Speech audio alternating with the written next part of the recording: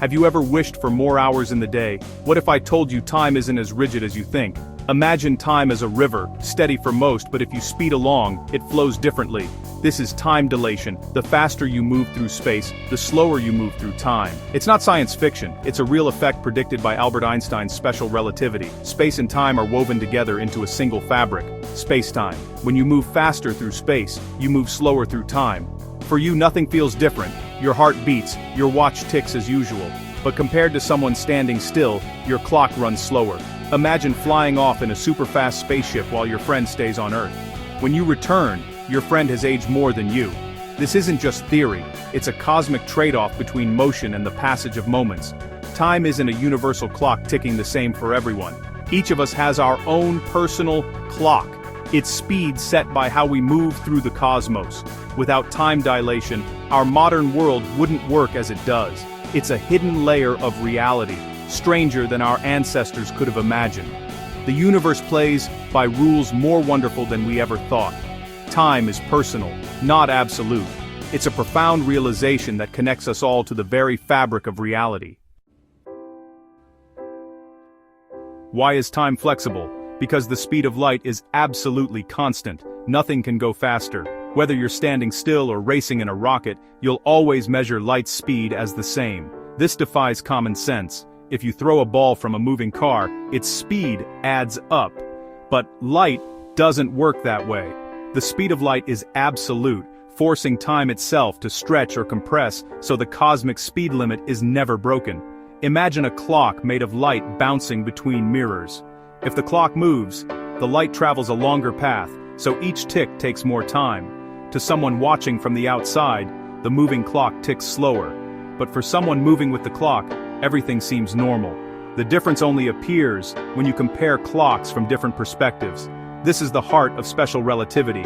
Time is relative, depending on your motion. The universe bends time to protect its ultimate law, the unwavering speed of light.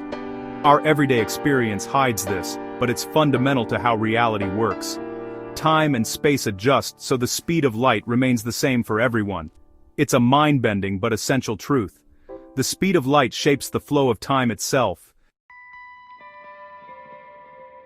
As a teenager, Einstein imagined riding alongside a beam of light. Would the wave freeze beside him? This question led to his theory of relativity. One famous result is the twin paradox. Imagine twins, Alex and Jordan. Jordan stays on Earth. Alex rockets to a distant star and back at near light speed. When Alex returns, Jordan has aged years more than Alex. How? The journeys weren't symmetrical. Alex accelerated, turned around, and returned, while Jordan stayed put. The traveling twin experiences less time. This isn't just a riddle, it's a real prediction of relativity. If we could build such a spaceship, the traveling twin would leap forward in time. There's no single universal now across the cosmos. Your journey through time is personal, shaped by your motion. The twin paradox shows how space and time are deeply connected.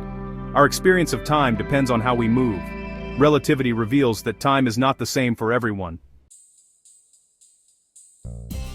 Thought experiments are great, but does time dilation really happen?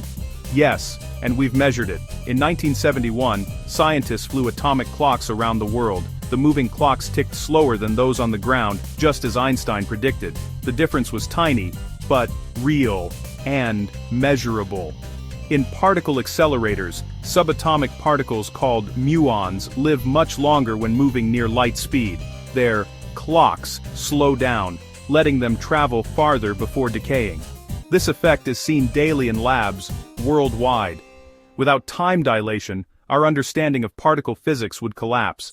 The universe confirms Einstein's vision at its most fundamental level. So, how much does time slow down?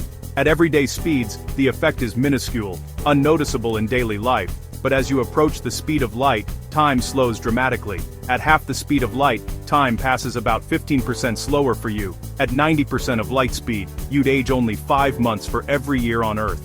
At 99%, a year for you equals 7 years for everyone else. At 99.9%, a year for you is 22 years on Earth. The closer you get to light speed, the more time stretches. At the speed of light, time would stop completely. but only massless particles like photons can reach it. For anything with mass, reaching light speed is impossible, but the closer you get, the more time slows, approaching an infinite slowdown. Time dilation isn't just theory, it's part of your daily life.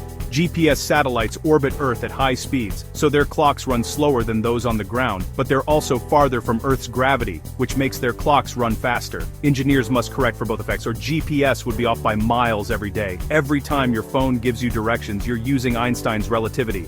Time is not a fixed beat for all, it's personal, shaped by your journey through space. Your timeline is unique, a product of your motion through the cosmos. From Einstein's daydreams to the technology in your pocket, relativity shapes our world. The universe is stranger and more magnificent than it seems. Time bends, stretches, and flows differently for each of us. You are the pilot of your own personal time machine. The cosmos awaits.